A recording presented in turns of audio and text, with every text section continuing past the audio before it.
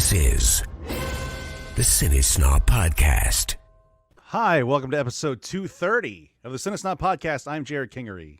I'm Cody Villafana. Cody, I just thought of this just this second. To watch one of the movies this week, I popped in a screener on a DVD, and I was thinking about it now. How often do you watch disc-based entertainment? Pretty rarely at this point. Yeah. You know, I'll occasionally if there's something that I want to watch the best version of it, because I mean, truly, if you want the best, cleanest version of anything, a 4K Blu-ray is the way to go. So if there's something out on 4K Blu-ray that I want to watch, that's the rare occasion where I will do that. But that's about it. Yeah, I was thinking about it with the ease of streaming. Obviously, it's easiest to say, oh, I'm going to watch this on wherever, on Peacock or Netflix. But I was thinking, even with Paramount Plus, I still don't have. There's still no comprehensive place to watch every Star Trek movie. Right. And it really pisses me off because I would just like to sit and binge through those. Mm-hmm. But I'm wondering how long it'll take for that stuff to finally. Sorry, my cat's trying to crawl up on here. I've got all the DVDs and some Blu-rays. I don't think I've upgraded any of those except for a few to Blu-ray. Mm-hmm. But it's such a weird, fragmented thing still. That brings me to what we wanted to talk about. This a new Star Trek movie was announced. Mm-hmm. Did I say that weird? I felt like I said that weird. I don't Star think so. Trek, a new Star Trek movie. Star Trek movie was announced within the so-called Kelvin timeline, which, if you care about any of that nerd shit, that means the J.J. Abrams stuff that is sort of a soft reboot. Interestingly enough, it appears that none of the casts knew this was happening. Yeah. Chris Pine, Zachary Quinto, Simon Carl Pegg. Urban, Simon Pegg, Zoe Saldana. I can't remember who else is in there. Not the late Anton Yelkin. Obviously, died right before the last movie was released. Why are they still fucking this up? Yeah, I don't know, because at some point there were 3 separate Star Trek movies being developed, all seemingly with the same cast. None of them, I don't believe, were a reboot. I think all of them, there were 3 separate scripts going around. There was the Tarantino produced one. There was the one that's getting made, and then there was one by a female writer. Well, the Noah Hawley one was supposed to be something different too. Yeah, but that got shit canned pretty early on, I think. Right? Yeah, but the one by the female writer, I'm sorry, I forget her name, was supposed to be something different as well. I believe. Sure? I don't know. I believe the Quentin Tarantino one was supposed to still be the same cast. That one for sure was supposed to be it. Yeah. That was one that I said flat out was never going to happen. And lo and behold, it hasn't happened. Mm-hmm. It apparently was another time travel movie or something similar, where with a lot of Nazis. Have you read that synopsis? No. That it was similar to an original series episode where they the crew landed on some planet who evolution wise was in 1930s Europe, and the rise of the Nazis. It was a big Nazi allegory. Mm-hmm. Anyway, apparently this Quentin Tarantino one was supposed to be something like that, I believe, but yeah. So I'm seeing here the S.J. Clarkson directed that one. There's a whole thing. There's a whole Wikipedia page on development of Star Trek 4, and it's got 4 different things here: the Tarantino, the S.J. Clarkson, the Noah Hawley, and then the one that's being made, the Matt Shackman. And the S.J. Clarkson one was the one that was supposed to have Chris Hemsworth in it. Oh, is that the one? Okay. Yeah. That makes sense. That was like that felt like J.J. Abrams just talking about something, and it became like a news story, and then who knows how far it ever really got. I don't think terribly far, because I think both of them are very, very famous now, and it's a little hard to put them into a movie together. Yeah. Well, apparently it all broke down over money, right? It broke down during the negotiation phase, and then there was the Noah Hawley version, and the Hawley was expected to be a sequel that had Pine, Quinto, Urban, and Saldana. Okay. Yeah. I swear there was something that was supposed to be different, but maybe I'm remembering something. There might have been somewhere in there, because there was one. Yeah, so that was the Kalinda Vasquez one that was from the Star Trek Discovery. She was a Star Trek Discovery writer. Okay. And that was supposed to be an original idea. However, there were still 3 separate versions of the current timeline that have existed at some point within the last 5 years. So it was okay. So it was never the Star Trek 4 she was working on. It was right. Because that would be technically, well, the Discovery is in the original timeline. Okay. So the only things that are in this alternate timeline are the movies. Yeah. These Abrams produced movies. Yeah. Well, again, to your point, I don't really know there's at this point there's no way whatever this is going to be ends up being good. Like, I mean, there's clearly, they've had 3 different iterations with this cast, and it's been Star Trek Beyond was a while ago at this point, right? It's at least 6 or 7 years ago, right? 2016. It was technically the 50th anniversary year, and it was only mildly celebrated. But yeah, it was 2016. And I feel like that one was a real afterthought. Like, I feel like that was more of an obligation than anything. Yeah, it felt like filling out a trilogy contract or something like that. I didn't like Beyond at all, really. It has some interesting elements to it. But yeah, it's it's what the original series and the Next Generation movies what you would call like an extended episode. Mm-hmm. Like, there's no real epicness to it. Like, and this plays with like franchise timelines and shit. And I think probably the biggest sin it makes is that it makes Kirk like really tired of this shit. Mm-hmm. Like, motherfucker, you look like you're 35. Like, relax. Like, and it races through to other stuff, like it destroys the Enterprise and builds the second Enterprise. And like, that's all stuff that, within the original timeline was like 20 years in between. I don't know. This stuff, this reboot stuff has had a lot of, I don't know if you'd call it fan service, but like touchstone. It's sort of like boiled down Star Trek. Mm-hmm. Like they're getting rid of all the crap that, the years of getting to this point and just playing the hits. Like, that's why the Khan thing, the Benedict Cumberbatch's Khan, like, it has no dramatic weight to it at all. Right. Like, oh, I'm not John, whatever his name was, like John Fuckstick. I don't remember. No, my real name is Khan. Like, oh, what? Who are you? Like, right. Let's call Leonard Nimoy's Spock and see what this is all about. Yeah, well, you care about this stuff a lot more than I do. I think the only Star Trek stuff I've ever seen is the Abrams stuff and then Wrath of Khan, and I think that's about it. Well, the Abrams stuff has been, it looks great. Like, it looks great, but story-wise, it's been really lacking. And, like I said, it is kind of boiled down to like greatest hits remixed.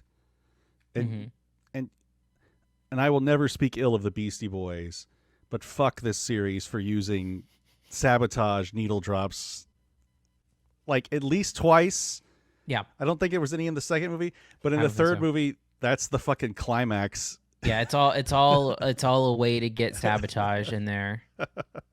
I will never speak ill of the Beastie Boys, but fuck J.J. Abrams for using that song as the. Anyway, well, he didn't direct the third one, but that was yeah. Who was it?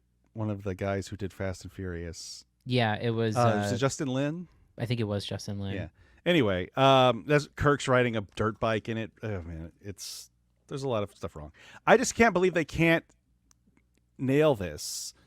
Like the TV stuff, I've watched Picard and it's not great, but I just like seeing Patrick Stewart play that character again. Mm-hmm. The TV stuff is fine.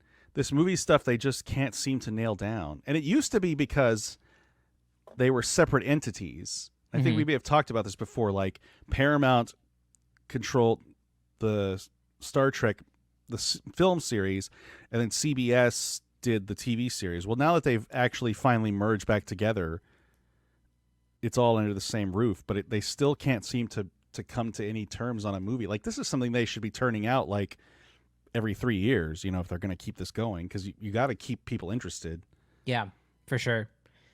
Yeah, I mean, I don't know. I will be interested to see what happens after that layoff, and quite honestly, my interest mostly lies in is anyone still going to care at that point. I don't think anybody cared about Beyond, frankly. I don't think they did either, which is crazy because that first one was such a big hit for being a Star Trek movie. But yeah, I mean, I'm not super looking forward to it. I mean, I like all of the actors involved in it, and I think Chris Pine is great in those movies. But I think that I wouldn't have minded a reset or a reboot on that and told a different story in that universe instead of going back to the well, especially when Beyond already started showing signs of running out of steam a little bit. So there is this weird thing about Star Trek that it doesn't like to move forward at all. The only thing in the past, 20 years that's moved forward at all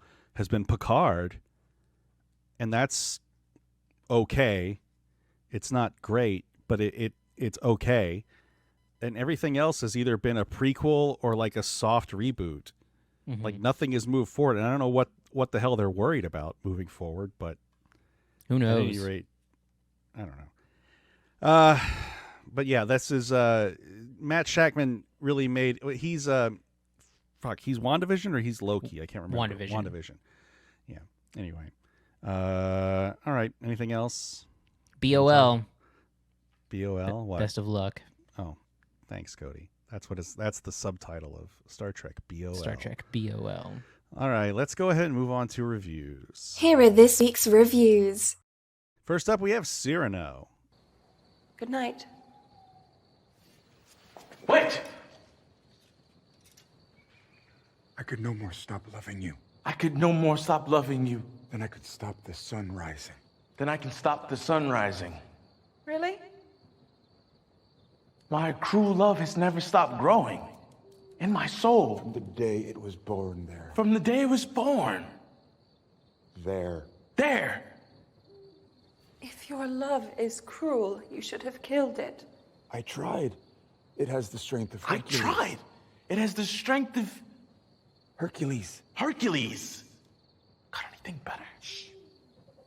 Do continue. Please. Roxanne, my love for you is so powerful. Roxanne, my love for you is so powerful. It has strangled the two serpents. It has strangled the two serpents. Pride and doubt. Now, this is an adaptation of the play Cyrano de Bergerac, which has been adapted many times and has influenced a lot of stuff. I think probably the one people might recognize most is Roxanne with Steve Martin. Of course, Cyrano is always portrayed before with having a big nose, but in this version, he is a dwarf, played by Peter Dinklage, as you see. Cody, you saw this a while back, and I believe it made your top 10 list? It did. It was number 8 on my top 10 list. So tell us about Cyrano and what you thought of it. Yeah, so to your point, and maybe speaking to a bigger issue regarding the release of the movie, I saw this movie like early November. I saw this movie a long time ago, and it's just now coming out in theaters. I think it just sort of speaks to a bigger issue that I won't dwell on too much, but I feel like the handling of the release of this movie has been god awful, where not only is it coming out way after the buzz could have been developed for it? And I do think that it should have been in the running for a couple of Oscars, quite honestly. But the marketing has been strange because I don't know if you've seen much of the marketing of the trailers or TV spots or anything like that, but I don't think you would know that it's a musical from that. I don't think so either, because my wife didn't know anything about it. She wanted to watch it, and then when we started watching it, she didn't realize it was a musical. Mm-hmm. So yeah, I don't think it's It's not an all-out musical, but it is. I mean, I'd say it's closer to a musical than it is not a musical. Well, that's what I mean. It's like 85% of what you'd expect a musical to be. Right. Yeah, and I think that it caught me off guard. Basically, what I'm trying to say is, too, it caught me off guard when I saw it, too. I went on an evening where I had nothing better to do, and I was like, oh, I'll check this out. I don't have a lot of interest in it. I had only seen, like, the poster and what it was. And then the music starts, and I found myself... I'm not a big musical person at all, but I found myself enjoying the songs. I'm like, this is weird. I don't usually enjoy musicals. And then there's a scene that happens. It's the best scene in the movie that is almost like a side trip kind of thing, where it features a song, which is the best song in the movie, that actually won our Houston Film Critics Best Song. And it's like a pre-war song, if you recall that, before going onto the battlefield, and it features characters we haven't seen till that point, really. And one of them is Glenn Hansard, who, famous musician. He did the movie Once. He wrote the songs there. And I'm like, okay, wait a minute, what's going on here? Why is Glenn Hansard just randomly showing up singing a song? So then the credits rolled, and then that's when I saw who did the music, which a lot of it was written by Matt Berninger, who is from The National. And then the music was written by the other band members of The National, which is a band that I have not myself gotten too into, but have like respected. And so I was like, okay, so clearly this is something different, and maybe why I'm liking the music a little bit more than your traditional Broadway, whatever. And so a little bit more research uncovers that this was a show. Like, this was an adaptation of a show where Peter Dinklage also, performed in this show, written by The National, and it is, again, an adaptation of Cyrano de Bergerac. And the difference is that again, he is a dwarf rather than having a large nose. And his wife actually wrote the book for that. Yes, right. Yeah. So they've been doing this for a while back. So the second thing about it is that it's a Joe Wright movie, which, depending on your feelings on Joe Wright, is in my opinion a plus for this particular one, because Joe Wright really well known for period pieces, very pretty looking movies, and I think this movie looks gorgeous. I think it's really well put together. The production and set design is great. The costumes are great, and it has that sort of extravagant Joe Wright feel to it. When I said that I thought that it would be worthy of Oscars, I think Peter Dinklage is really phenomenal in the role. He may not be the greatest singer in the world, but I think he's a very good actor, and I feel like his performance is really good here. And I really like the way he plays off of Kelvin Harrison, who is a good singer. And again, that guy is good in basically everything. But the back and forth they have with Haley Bennett. I think it's really great, and I think it's a great adaptation of this play, this story that I think is pretty well known. I think that it gets the humor right in the right places. I think that there's a lot of, when, like, that scene that you were seeing there, I think is legitimately pretty funny to watch unfold. The music is really good for the most part. And I also think that it takes an ending that could have been really saccharine, and I think kind of nails what that ending is supposed to be.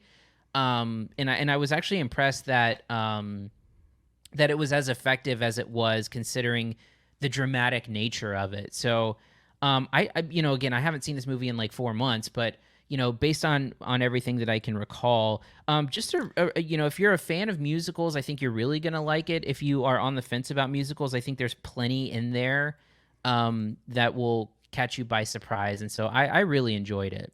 No love for your friend Ben Mendelsohn? Yeah, that's right. I forgot he was in it. It's a pretty small role, all things considered. Well, it's a very pivotal role, but he's really hidden behind some really crazy, 17th century or I guess 19th century French nobility makeup. Mm-hmm. I enjoyed it quite a bit. Like I said, I thought it was about 85% of what you would expect from a normal musical. And I don't know if that really translates to what if that phrase really, really properly expresses what I mean, is I wish it would have leaned into the musical thing more. I think there's a lot of great songs in the movie. I really like the scene that and song that's, I guess, a reprise of, I can't remember what the song is called, but that introduces the Christian character. Mm-hmm. I liked that set piece a lot. I wish there was more of that, because there's a lot of stuff that's just sort of two people singing together. I guess a little more opera style, where they're just going through, not dialogue, so to speak, but there's not an elaborate number behind it. Mm-hmm. And I think it works best when it is. Like, even that pre-war song is kind of, it's really haunting and kind of really, really, just sort of drifts between characters. And I really like the way that's set up. And I think the rest of it I would have liked to see more of that. Not that I think it's lacking or anything, but I think the biggest thing is, Peter Dinklage is really good. And I think he won like 4 Emmys for Game of Thrones. Mm-hmm. And the crazy part is he doesn't use accents. He just speaks like really precisely. And there's a lot of great stuff in this. I think the movie starts out a little too like, aristocracy wacky. Sure. Like right away I'm like, what the fuck is happening? Like in the scene with the play. Yeah. Like when the actor comes out. But once that kind of wears off, I think it's really great. For a part that's kind of a role that's kind of a thankless, clueless woman role, I think Haley Bennett does a really good job. That's traditionally like the role where you're like, come on, you dummy. This guy clearly loves you. Yeah. But then there's a scene where she kind of expresses her love for Christian. There's like a sensual bread making going on.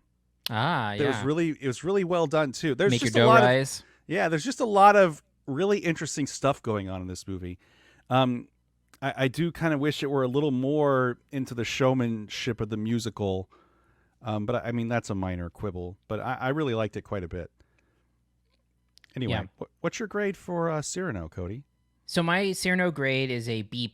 Again, it made my top 10 at number 8. Curious to know if it would have made yours had you remade it, or made it having seen it. But I think so.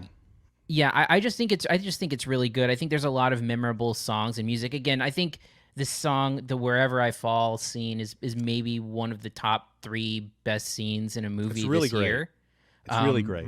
Yeah, really, really good, and worth the price of admission alone. But yeah, I think Dinklage is really fantastic, and so is Haley Bennett too. I mean, I don't want to undersell how good she is, and Kelvin Harrison too. It's really well acted, well performed, and took me by surprise quite a bit. Yeah, I'm gonna give this a B+ also. It was it would have made my top 10 had I revisited it, but it was one of those things that I didn't know really what to expect. I know you told me it was a musical, so I knew to expect that, but I didn't quite expect the way it was woven together.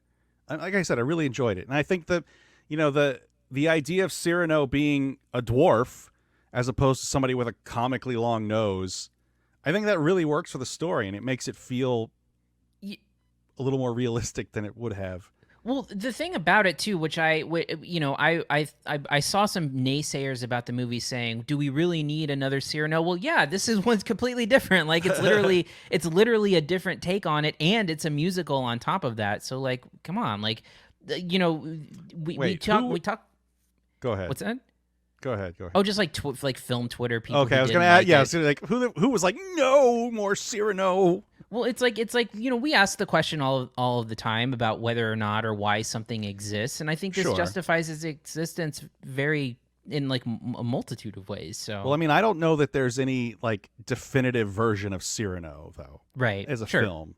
So I think it's a fair, it sort of feels like a little bit of a Shakespeare, the experiments with Shakespeare, like, doing different, like Romeo and Juliet, like the famous Baz Luhrmann Romeo and Juliet, where Right. it's, a bit of a different take. Yeah, cool. All right, let's move on to our next movie, Studio 666.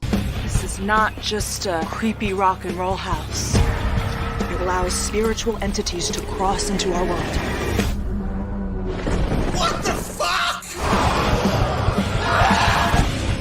Dave Grohl's been possessed. Now he's on a murderous rampage. Any chefs in the group? I'm pretty handy on a grill.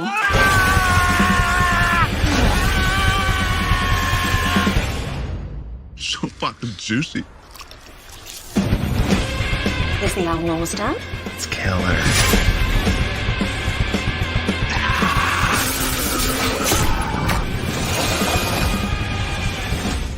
My latest guilty pleasure.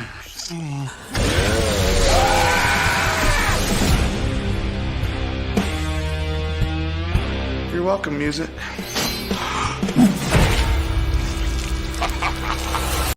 That trailer really gives away a lot of. It really does.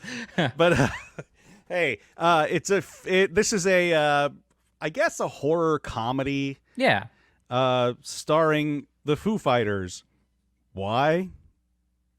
I don't know. Yeah. But I know you are a really big Foo Fighters fan. Yes. And I'm a fan of the Foo Fighters too. I'm not as I think they're the last real rock band, so to speak. Yeah, last like big stadium rock band. Yeah. Yeah. Anyway, tell us about Studio 666, Cody, and what you thought of it. Yeah, so my fandom for Foo Fighters goes way back. I saw them for the first time live in 2003. I was like 14, and it was one of my first like rock concerts. And so I was a fan before that and a fan since. And yeah, so this is a step in an interesting direction to create this horror film just because. I think the story goes that it was inspired by them. That's the house that they actually recorded their last album in, and I think there was like some sort of, I thought that it was haunted or something like that. So Dave Grohl created a story about, well, what if we make a movie about a band that previously was at this house, and a guy in it went crazy and basically murdered all of his band members. And so I didn't know it was that involved. I thought it was just like the typical premise, but no, I mean, it was crazy. Well, no, what I'm saying is that Dave Grohl came up with that story idea. Oh. But it was inspired by the idea that the house was haunted, or supposedly haunted, that they recorded the album in. So anyway, and so essentially that's the plot line of Studio 666, where Dave gets possessed by the guy who went nuts, and then horror ensues. It's tough. So I think, you get your typical like stiff acting from the band members, because the band members do the heavy lifting of the acting in the movie, with some supporting stuff from people like Whitney Cummings and Will Forte, Jeff Garlin. But like right off the bat, I don't know about you, but there's a scene where at the very beginning, where the Foo Fighters are meeting with Jeff Garlin in an office, and like right off the bat you can tell, oh, they didn't edit this thing at all, because there's just a lot of like that scene goes on forever, and like the dialogue isn't natural at all. Everyone's like just throwing out F-bombs in a way that like doesn't even make sense. and I'm like, oh God, what are we about to see here? And I think that sets the tone for the rest of the movie, where the whole thing just needs to be whittled down to like 60 minutes, because this movie's actually like it's an hour and 45 minutes. Yeah, so long. And honestly, there's like 60 minutes worth of maybe some fun material. Like, I think to say the good stuff, I think all of the kills are really good and entertaining and fun. There's one that you saw there. There's the chainsaw one, which is the background to like an actual. Have you ever heard that chainsaw song before that's used in the movie? Is a Foo Fighters song? No. It's there's like a chainsaw where it's like a chainsaw solo. Oh no. Yeah, I don't think so. That's an actual song from like the 90s, I think, where like the actual. Yeah, it's The Lumberjack by Jackal, where like it's literally a chainsaw solo. And there's a kill in that movie where that's going on in the background. I thought it was really funny because I was, that song is kind of somewhat famous. I still prefer the Taylor Hawkins kill. I think we see at the very end of the trailer. That's a really good one too. And again, the kills are, oh wow, check this out. Capone saw a live performance of that Jackal song of the chainsaw. Wow, was this like at a fair, a county fair, or was this in the heyday of Jackal? Well, no, it was from '97, so that wouldn't have been the heyday of Jackal. 92. 92. Okay, I think. So outdoor show. Oh yeah, I hope so. Yeah. Oh, I know it's an outdoor show. God damn it! Is it? Was it like Did you also pay admission to see something else? Like, you could also go ride the Ferris wheel and see Jackal. Or, see a corn judging contest or whatever the fuck. Yeah. He says early 90s. So. Dying to know that. But yeah, and so, again, I think the kills are great. I think that Dave is funny, and I think, charismatic. I mean, it's what we've known to... oh, wow. Oh, good Lord. Yeah. Hold on, we got to show this because he actually did it over here. Queensryche in 2003 at the House of Blues in Orlando. I heard that Queensryche, I think, because they split up. Did you know that? Like they toured, and now there's Jeff Tate's. I think the Jeff Tate version had a play in the middle of a concert. Oh boy. Oh God. I'm not okay. We're done talking about. Stuff. Go ahead. Yeah. So again, that's enjoyable. I think there's some okay fun. There's one part that's really funny that you and I talked about, which is a cameo that happens where I laughed out loud at a certain cameo that happens in the movie. I think it's literally the only thing I laughed at. Okay, I laughed at some other stuff. But again, I think if you would have whittled it, the thing that happens is it gets so bogged down in this lore and story. And there's a scene where Dave finds the old tape from the album that was never completed, and that scene takes fucking forever to unfold. And then it has a false ending where you think that the movie probably should end at the swimming pool scene, and then it goes on for another 10 minutes or 15 minutes or something like that. So it just keeps going. And I think had they been more judicious with editing this, they could have kept it to set up the story, get to the kills, and get out. And I think had it been that in 65 minutes, something like that, it would have been enjoyable. As it stands now, it is a movie that is in severe, dire need of being cut down. And because it is so long, I think it's pretty easy to lose interest along the way. Again, focus on the kills, focus on a joke here or there, and get out. I wish they would have done that. So I think this has the unfortunate distinction of being what you would call a vanity project. And I assume that everybody in the room thought that everything that everybody said was the fucking funniest thing they'd ever heard. And they just left it all in the movie. This reminds me so much of my early days of actually when we made movies with my friends in high school, where it was oh, that's going to be funny if I say this. Maybe at the moment, but when you put it all together, this needs to be cut. Like you said, that first scene in the boardroom or whatever which Jeff Garlin called his office for some reason. But like that already is like, all right, red flag. There's like cutaways to jokes with different band members who, like, I'm a casual Foo Fighters fan. Like, I know who Taylor Hawkins is and I know who Pat Smear is. I don't know who the rest of those fucking guys are. Like, I mean, I get it, they're in the band, but like, you couldn't differentiate them between each other. Like, it tries to give character to some of them, like the Rami. Like, it tries to make him like a new age weirdo.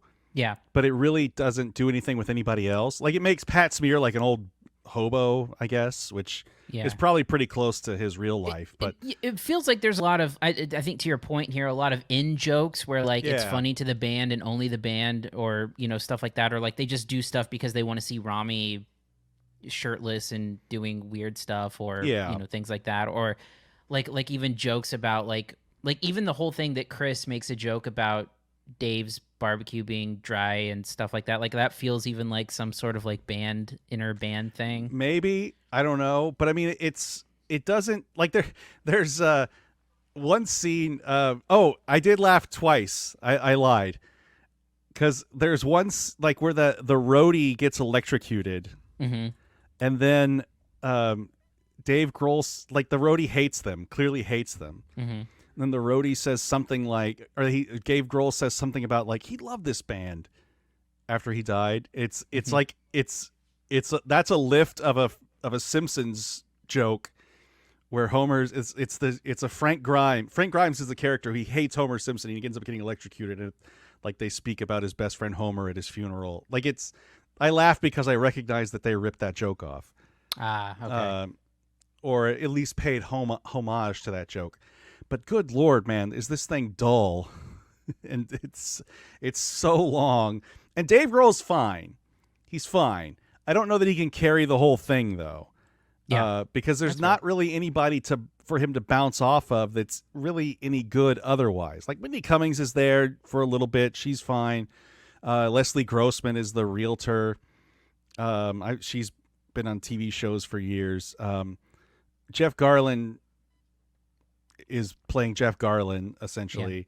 With distractingly fake teeth. I don't know if you picked up on that, but I didn't. He seemed to be talking over dentures. Oh, well. Maybe. That's I don't know. I suspect. It ends, like you said, it has like a false ending. First of all, like the horror stuff, it's clearly happening, right? And it's clearly Dave Grohl doing it, but like there's just no humor there. Like, it feels like it should be funny that these band members are disappearing, but it's just not. And then Will Forte has nothing funny to do. I don't know why he's there. I don't know why they cast Will Forte. You feel like they should have just, like, if they were improvising or leaving whatever funny lines in, fucking give those to Will Forte. Right. Somebody who can actually do it. Yeah. I don't know, man. This thing just sucks. This feels like something that should have been on a DVD box set. Like, you know, like a 45-minute thing. I think 60 minutes is even too long for this. This should have been like a 45-minute, like maybe it aired on MTV2 one night or some shit. But yeah, right now this thing sucks so bad. Anyway, what's your grade for Studio 666, Cody? Yeah, I don't think I disliked it as much as you. Like I said, I think that there is some redeemable stuff for it. I was legitimately having fun at the horror elements of it when it wasn't over long. That being said, Everlong? That's a good one. But that being said, if this thing was about an hour flat, I think it would be much more enjoyable. At an hour and 45 minutes, it's interminable. So I give it a C. Oh, man, I'm giving this a D. This thing sucks. And, you know, I like the Foo Fighters, but, man, like, I was expecting this maybe to be a little more along the lines of, like, Tenacious D. Like, like really lean into the absurdity of it, but I don't think it even, like, if it had done that, maybe. But it, you know, Grohl was in Pick of Destiny. I don't know if you remember Pick of Destiny, if you ever saw that, but something a little more along those lines, I think would have been, a lot more fun. That's fair. Anyway, let's move on to our last movie, No Exit.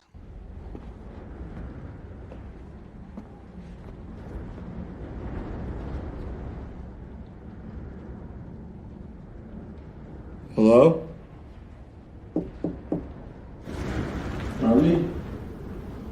Hey, are you okay in there? Look, if you need someone to talk to about your mom, I'm here.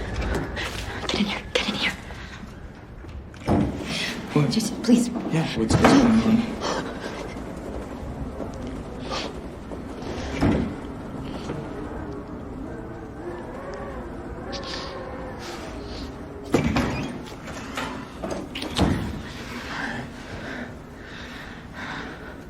What the hell's going on?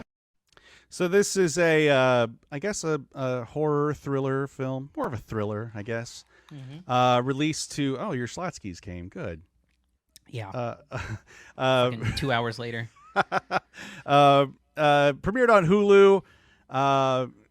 Weirdly, the biggest star in this movie is Dennis Haysbert, which I mean, no offense to Dennis Haysbert, but I mean he's more of a character actor than I think a leading man. But anyway, Cody, tell us about No Exit. What you thought of it? Yeah, I think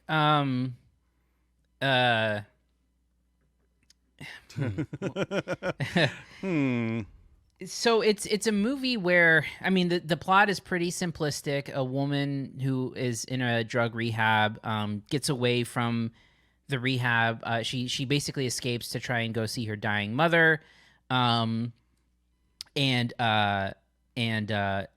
along the way there's a snowstorm and she has to go to this visitor center.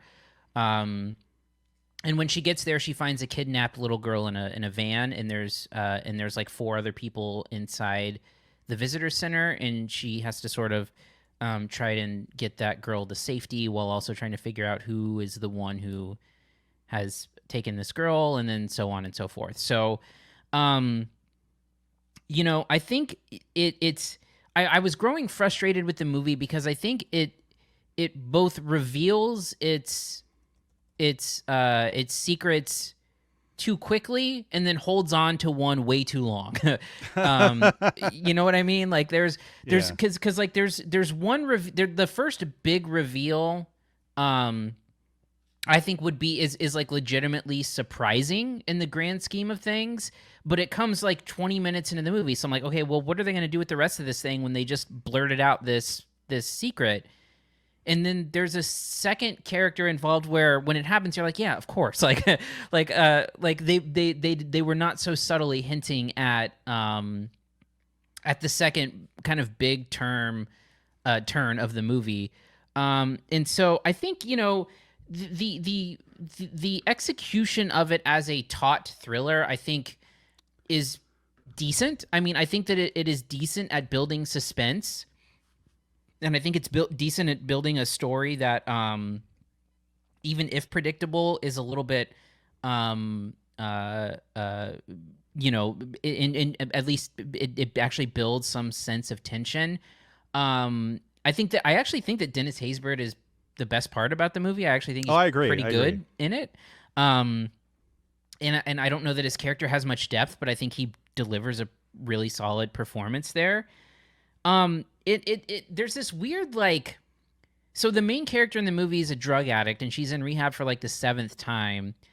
And none of that really pays off until it pays off with the weirdest Popeye eating spinach moment. That's the one thing I liked about the movie. That was the one moment I was like, okay, that was kind of like, I get it. Like that was, I was kind of hoping that moment would have been way more batshit.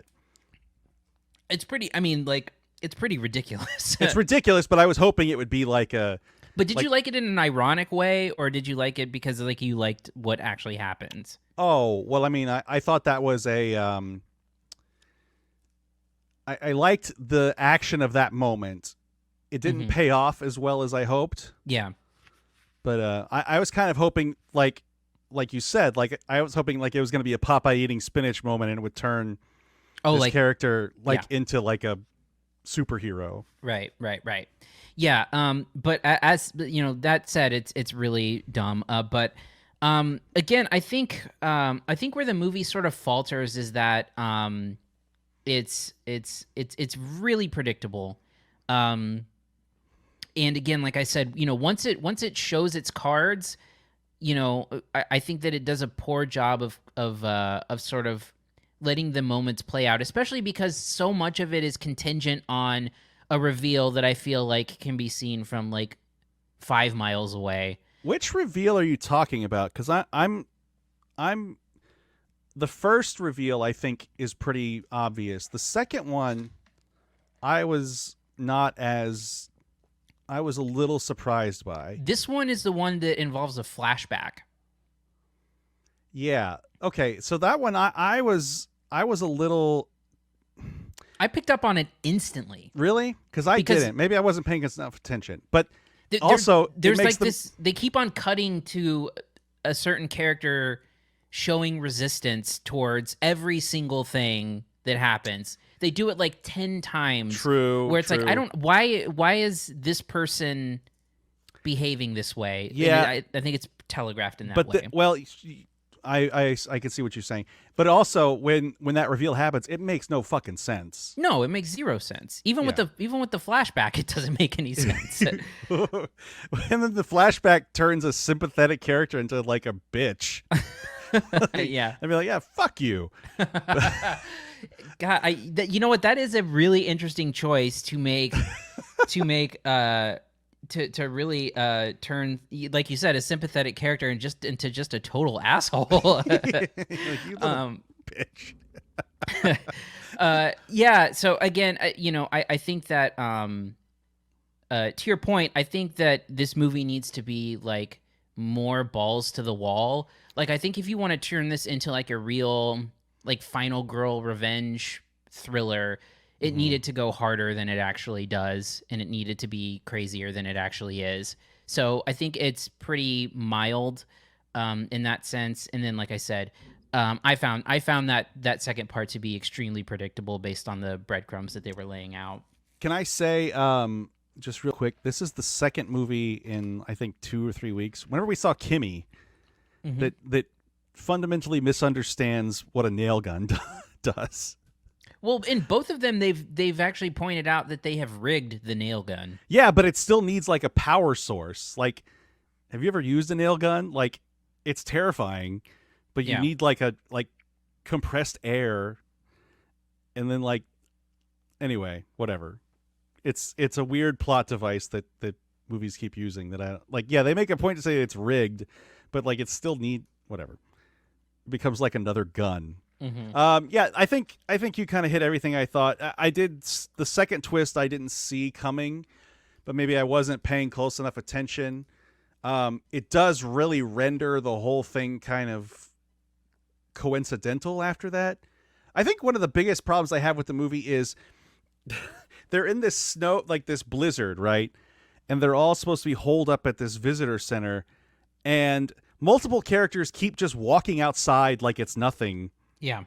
Time and time again, keep just like, oh, we're going to go outside. Like, isn't it cold? Like, aren't you going to die out there? But there is one character too, kind of the most obvious character, who I think really turns, like, I don't know if I want to say gets dumber as the movie goes on. Gets simpler as the movie goes on. Like it sets up this sort of mice and men, George and Lenny thing going on, but like the one character seems just sort of unhinged, right? At first. Exactly. Yeah, and then he turns into like almost a simpleton by the end of the movie.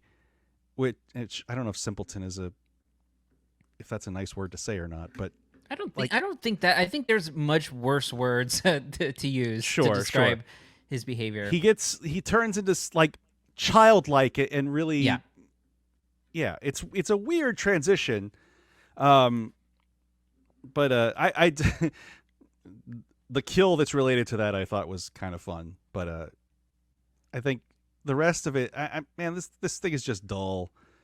Like I wanted the Popeye eating spinach scene, like I wanted that to turn, like I would have, if it had gone like full, like Once Upon a Time in Hollywood at the end of that, like just this crazy Quentin Tarantino batshit ending, like that would have been something.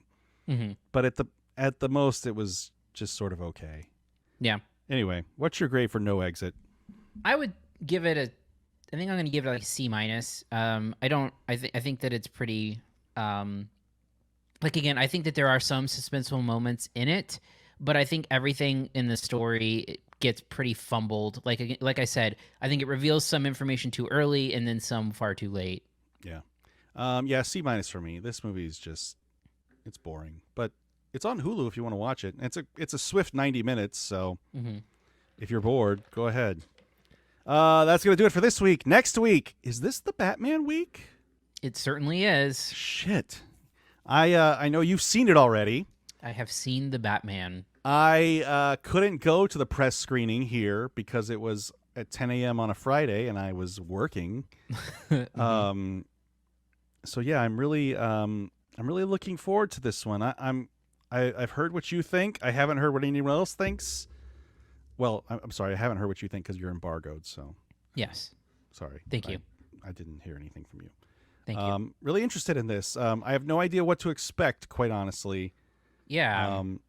Well, I can't say anything. So, but yeah, it'll be interesting to see what your reaction is. I'm interested to see what other people's reactions are because I haven't talked to anyone who's seen it yet. But I have thoughts, which we will get to next week. And there's also there's a movie I saw at Sundance. It's premiering on Hulu called Fresh. That's also out next week with Sebastian Stan and Daisy Edgar Jones, I believe her name is. And then in addition to that, that's probably all we'll cover. Though I don't know if there's that Amy Poehler Lucy and Desi documentary that also was at Sundance that I missed, but I just don't have any sort of Lucille Ball any kind of connection. I'm curious about that. I when I was a kid, we would watch I Love Lucy because it was on TV. It was on whatever channel would come in.